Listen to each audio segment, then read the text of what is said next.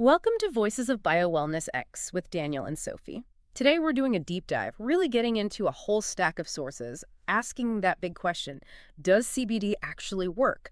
And, how? It's kind of blown up, hasn't it? Totally. It went from being this obscure molecule to being absolutely everywhere. Oils, gummies, creams, you name it. It's moving way faster than regulators can handle. Yeah, and it's a huge market. We're talking projections of, $47 billion by 2028? Yeah. But there's this massive gap, right, between all the marketing claims and where the science actually agrees. Right. But let's start with a key fact. CBD is medically legit in some cases. There's Epidiolex, the FDA-approved drug. It's very effective for some severe types of seizures. Okay, so that's our starting point. We know it can work under strict medical control. Exactly. But what about everything else? The stuff you buy online or in a store? Does that 25 milligram gummy really help with anxiety or pain or sleep? That's what we want to unpack for you, the learner. Find the science behind the wellness hype. So just to be clear, we're talking about Cannabidiol CBD. It's just one of over 100 cannabinoids found in the cannabis plant. And crucially, it's not THC. Right. Its structure is similar, but that small difference means it doesn't really bind well to the CB1 receptor, the main one that causes the high. So CBD itself won't get you intoxicated. Understanding that is fundamental before we get into how it actually works. Okay, let's start with the tricky part. The rules around it. Yeah, the regulations are, well, a patchwork. In the U.S., federally, if it's from hemp, it's legal thanks to the 2018 Farm Bill. But the FDA says you can't legally add it to food or call it a dietary supplement. So it exists in this weird gray zone. And that's just the U.S. Exactly. Yeah. Globally, it's all over the place. Canada treats it strictly as cannabis. Australia needs a prescription for certain doses. It's really inconsistent. And that lack of consistency, that's where the real problem for consumers comes in, isn't it? The standardization issue. Oh, definitely. Yeah. I saw some 2022 research pretty concerning. It found that 70% of CBD oils they tested were off by more than 10% from what the label claimed. 70% when the dose is so important. Precisely. It makes you question not just if it works, but if it's even safe. Our sources flag real risks. Contaminants like heavy metals, pesticides. Scary stuff. And sometimes even synthetic cannabinoids that aren't listed. It just hammers home why you absolutely need products with third-party testing, verifiable certification. Otherwise, you just don't know what you're getting. Exactly. If the dose is wrong or it's impure, how can you trust the results? Even if the science behind CBD itself is sound. Okay, so let's get into that science. How does it work if it's not hitting those receptors directly like THC does? We need to talk about the Endocannabinoid System, the ECS. Right, the ECS. Think of it as the body's master regulator. It keeps things in balance, homeostasis, influences pain, mood, appetite, sleep, all sorts of things. And it has its own system, right? Yeah. Masters. Two main types. CB1, mostly in the brain and central nervous system. That's where THC has its main psychoactive effect, and it also affects pain, memory. Then there's CB2, more in the immune cells and out in the peripheral tissues, mainly dealing with inflammation. And the body makes its own versions of cannabinoids. Exactly. Endocannabinoids. The most famous one is Anandamide AEA, sometimes called the bliss molecule. Bliss molecule, I like that. Yeah, but here's the catch. Anandamide doesn't stick around long. The body makes it on demand, and then an enzyme called FAAH breaks it down really quickly. So the system is very much in the moment. Pretty much. It's designed for rapid, localized signaling. Okay, so if anandamide is broken down fast, how does CBD fit in? It's not forcing the system, you said. Right. It's more subtle. It's an indirect strategy. One thing it does is act as a negative allosteric modulator on that CB1 receptor. Okay, break that down. Negative allosteric what now? Yeah. Think of it like changing the shape of the lock slightly. It doesn't block the keyhole entirely, but it makes it harder for the main key THC, in this case, to fit and turn perfectly. So it dampens THC's effect. Ah, so that's why some people say CBD can reduce the anxiety from THC. Exactly. It can mitigate some of that paranoia or unease by essentially turning down the volume on THC's binding strength. Okay, that makes sense for THC interaction. But for CBD's own benefits, like anxiety relief. That goes back to anandamide and that FAAH enzyme. This is probably CBD's most important trick. It inhibits FAAH. So it stops the breakdown. It slows it down significantly. By inhibiting FAAH, CBD lets your natural anandamide hang around longer, build up a bit. Higher levels of anandamide correlate strongly with feeling less anxious, less pain. It's boosting your body's own calming signal. So it's enhancing what's already there. That's clever. Very. But it doesn't stop there. The sources point to other pathways too. Like what? Well, It also activates TRPV1 receptors. These are sometimes called the capsaicin receptors. Like in chili peppers. The very same. TRPV1 is involved in regulating pain, inflammation, even body temperature. So activating these contributes to CBD's potential pain-relieving effects. Interesting. Anything else, Major? Yes, another big one is its interaction with 5-HT1A serotonin receptors. Serotonin, like antidepressants. Exactly like antidepressants. Many common SSRIs target these same receptors. This interaction is a really strong piece of the puzzle for explaining CBD's potential anti-anxiety and mood-related effects. It's hitting multiple targets. It's a multitasker. Definitely. It's working through several different avenues to nudge the body back towards balance. That complexity is really fascinating. And if you, the listener, are curious about how these different mechanisms might play out in actual wellness products, you can explore more at BioWellnessX.com. Okay, so we understand the how. Now, the big question, does the clinical evidence actually back this up? Where is it solid and where is it maybe overhyped? Right. Let's look at the data. The absolute strongest evidence is for epilepsy. We mentioned Epidiolex earlier. Yeah, the FDA-approved one. Clinical trials for that were clear. In patients with Dravet syndrome, for example, it cut convulsive seizures by about 39%. The placebo group only saw a 13% reduction. That's a significant difference. And they know how it works for seizures. Yeah, the mechanism seems to involve things like GPR55 receptors and boosting adenosine signaling, which helps calm down brain hyperexcitability. It's solid science. Okay, epilepsy check. But most people aren't using it for that. They're using it for everyday anxiety, pain, sleep. What's the evidence there? For anxiety, particularly acute stress, the support is actually quite strong. There was a well-known study using a pretty high dose, 600 milligrams. Whoa, that's a lot. It is.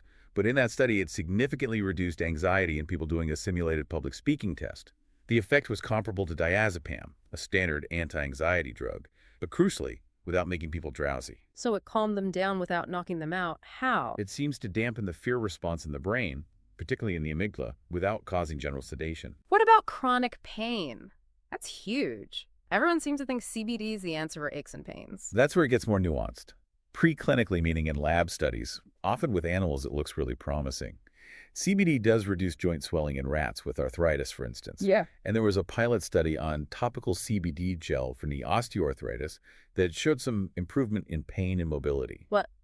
But when you look at the big picture for chronic neuropathic pain, that's pain from nerve damage, a major 2023 Cochrane review concluded the evidence is currently low certainty. Low certainty. Why? Is it the dose? The delivery? Does it just not work as well for that type of pain?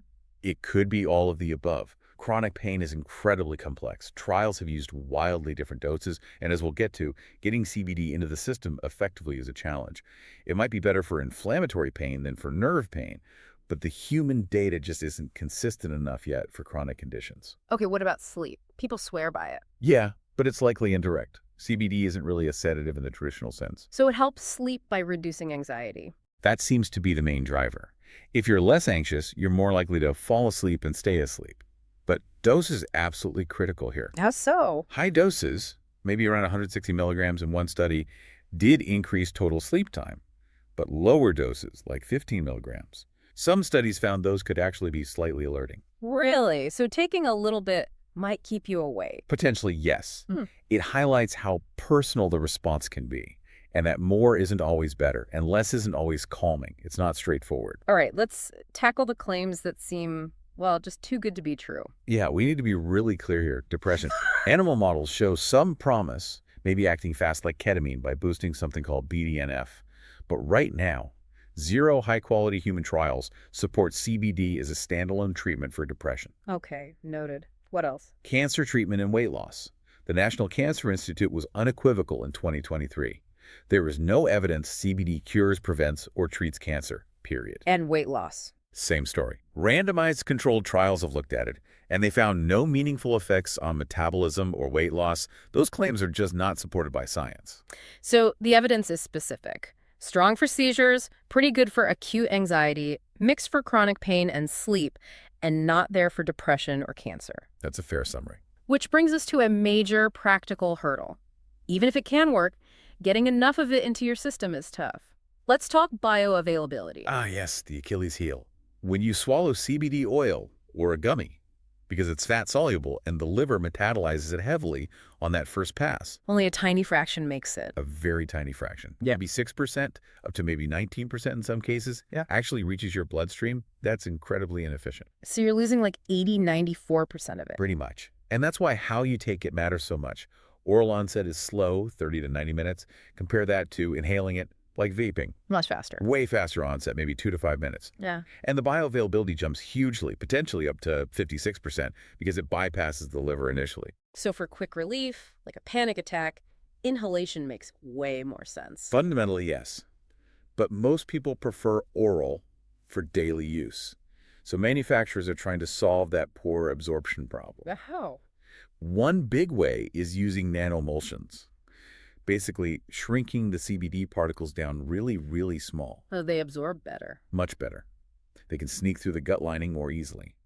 Nanotech can potentially boost oral absorption by up to 300%. Wow, okay. What else? Using enhancers. A common one is piperine. That's from black pepper, right? Yep. Piperine inhibits certain liver enzymes, the CYP450 family, which are the ones that break down CBD. So it makes the CBD last longer. Exactly.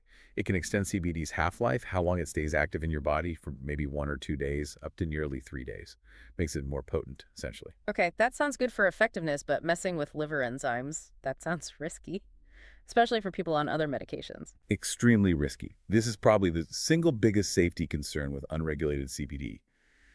Those CYP450 enzymes metabolize something like 70% of common drugs.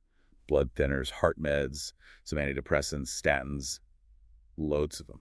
So if CBD inhibits those enzymes? It can cause those other drugs to build up in your system, potentially to dangerous or even toxic levels. This interaction risk is serious. It means if you take any other medication regularly, you absolutely must talk to your doctor before trying CBD. Non-negotiable.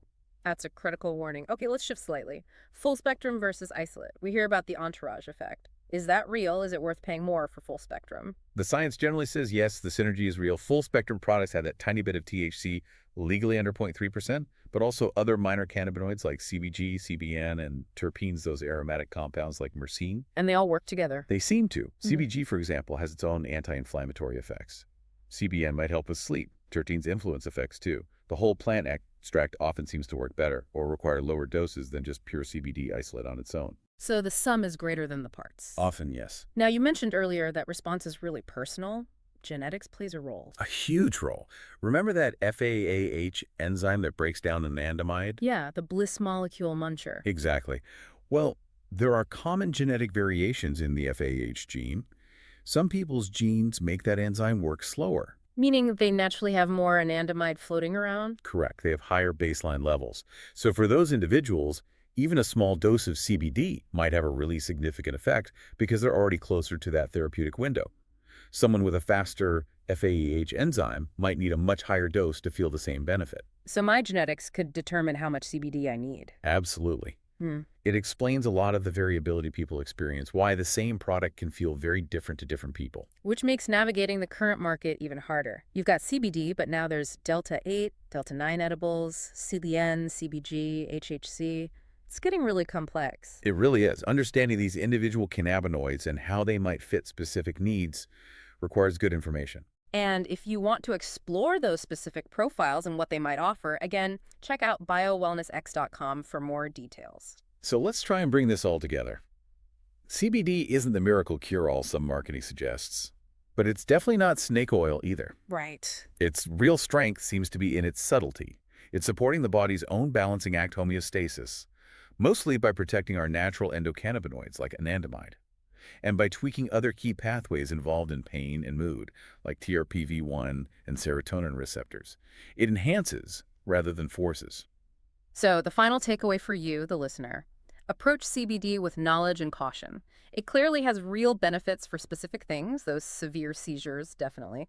Probably for acute anxiety, maybe for certain types of inflammation or sleep issues, dose-dependently. But be smart about it. Yes. Start low, maybe 5 or 10 milligrams. Insist on products with clear, verifiable third-party testing. Know what you're actually getting. And that interaction risk is real. Absolutely critical. If you take any other medications, talk to your doctor or pharmacist first. That CYP450 interaction isn't something to gamble with. And maybe a final thought to ponder.